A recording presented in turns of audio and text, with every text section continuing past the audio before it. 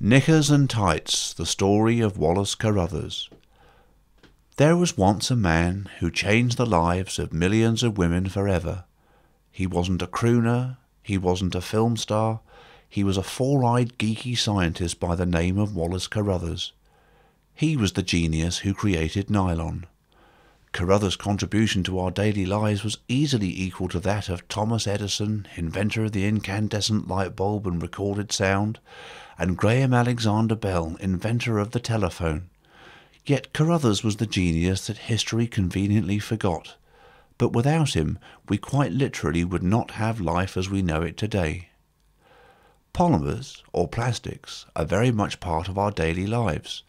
One look around the room you're standing in will tell you that, as most of the furniture and fixtures in your home contain plastic of some kind. But what is the history behind this unique material that we take for granted? Well, the first widely available plastic was called Bakelite, and that was invented by Dr. Leo Baekeland, a Belgian chemist living in New York City in 1909. Now cheaper alternatives to everyday products were widely available, thus transforming the lives of millions of everyday folk. However, the challenge of building a polymer that people could wear still needed to be met. Up until nylon's creation, especially if you were working class, your wardrobe would be far more limited than it is today, as your clothes would be made of 100% wool or 100% cotton. Not only would they not be as hard-wearing as the nylon garments of today, but wash day would have been a nightmare, as woolen garments and cotton garments take 5 times longer to dry than nylon garments, they shrink much more easily, and they take 10 times longer to dry. Other materials for clothing were also available, like leather and silk, but they were pretty much a preserve of the very rich. So, if you were working class, your wardrobe would be very limited indeed. And then along came a brilliant man called Wallace Carruthers. Carruthers, like Edison, was born in the Midwest farmland of the USA in the 19th century, Burlington, Iowa to be more precise. Carruthers was the eldest of 4 children, and he came from a middle-class family. His middle-class family could easily afford to send him to public school in Des Moines, Iowa's capital. At school, Carruthers was never particularly popular with girls because of his shyness, and never made any sports teams because of his physical stature. But it became clear from an early age that he was an outstanding scholar. After he finished public school in Des Moines, he went on to college and then easily made it to university, where he intended to follow in his father's footsteps of becoming an accountant. However, during his first year at university, it became quite clear that accountancy was not where his outstanding talent lay. His outstanding talent lay in the field of organic chemistry. He switched courses and was made an instructor in chemistry before he even graduated with his bachelor's. After his bachelor's, he subsequently went on for his master's and his PhD, and America's top university, Harvard, employed him as a professor at the tender age of 30. Being a professor at Harvard at the age of 30 is a pretty outstanding achievement even for today. However, Carruthers found he disliked the job of professor, as it entailed a lot of lecturing and public speaking, something that was hard because of his shyness. At the time, the DuPont company was opening a research facility in Wilmington, Delaware, and Carruthers decided to leave academia and head their research facility, as they'd headhunted him from the job. He found this job much more easy than being a professor, and the Carruthers team set to work trying to discover a polymer that people could wear. The DuPont company now employed him to do research into researching a polymer that people could wear. The first product that the Wallace Carruthers team came up with was called neoprene. Neoprene was an artificial rubber substitute. Today, most wetsuits and rubber seals are made of it, but at the time, seeing as though rubber was still in plentiful supply from the rubber plantations of Malaysia, it wasn't that much cheaper to produce than real rubber. The DuPont company were quite happy with the success, but initially they shelved the neoprene project. The challenge was now on for the Carruthers team to create a super polyester that had an atomic weight of above 4,000. They worked night and day to try and achieve this, And a couple of months later they met with great success when they produced a super polyester that had an atomic weight of about 12,000. The high molecular weight enabled the melted pollen to be stretched out into strings of fibre.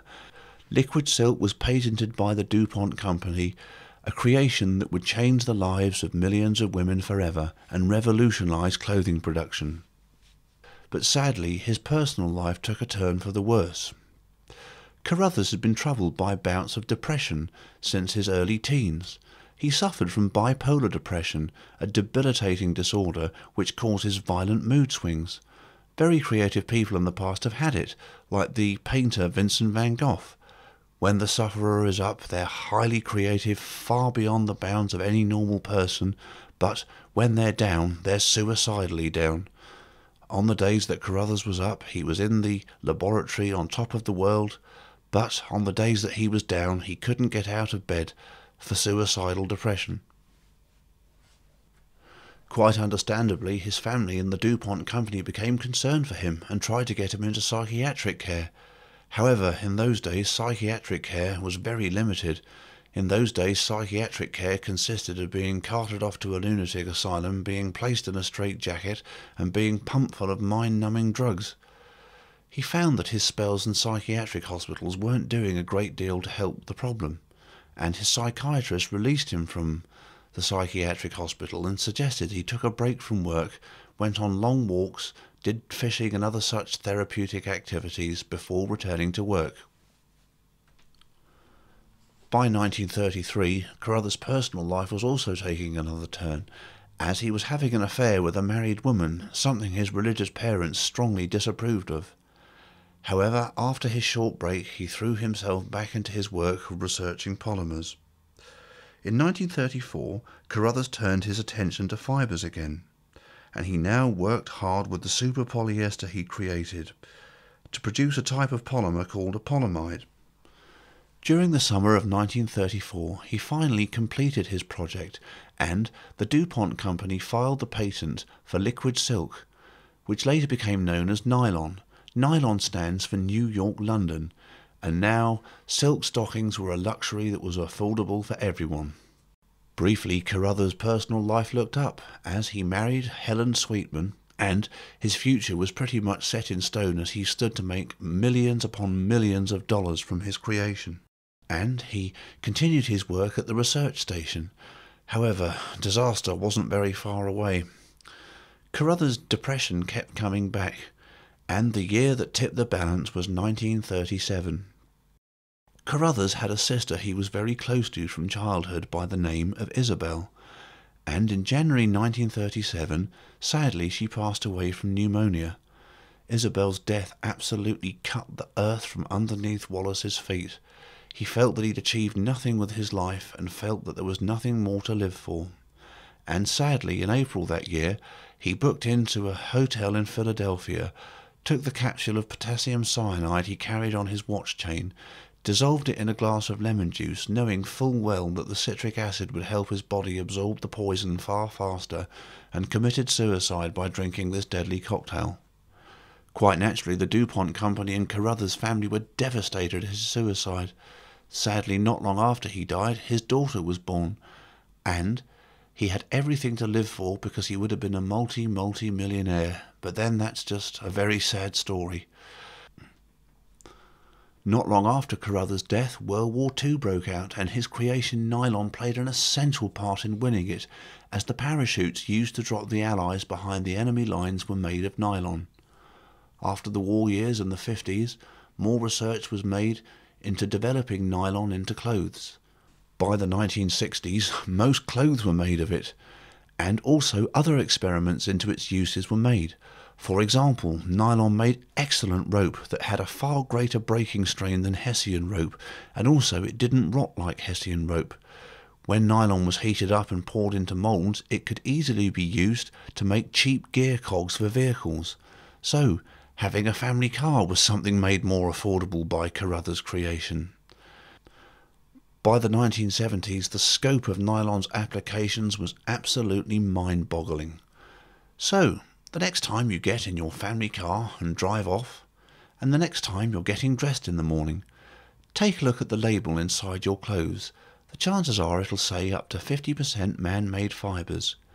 And spare a thought for the man that changed life as you know it today, Wallace Carruthers, the genius that history conveniently forgot.